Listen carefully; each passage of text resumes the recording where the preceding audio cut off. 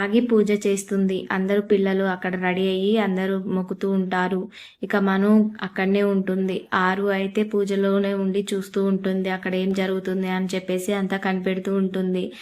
ఇక భాగ్య అయితే దేవుని పాటలు పాడుకుంటూ పూలు చల్లుకుంటూ దేవతనైతే పూజిస్తూ ఉంటుంది. అమర్ కూడా అక్కడనే పక్కనే కూర్చొని పూజలో కూర్చొని ఉంటాడు.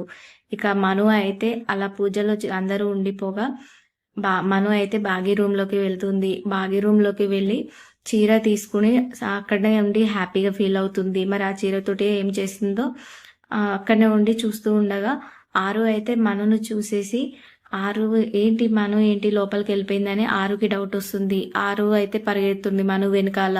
అక్కడ చీర తీసుకొని చూస్తున్న మనోహర్ని చూసి కిందికి పరిగెత్తుకుంటూ వస్తుంది.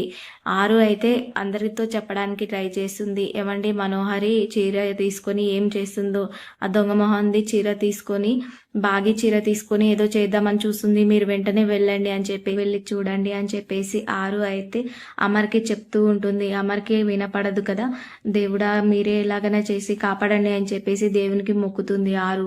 అంతలోగా అమర్కి అయితే డౌట్ వస్తుంది. హార్ట్ దగ్గర ఏదో టచ్ అయినట్టు, ఎవరో చెప్తున్నట్టు, ఏదో అవుతున్నట్టు అనిపిస్తుంది.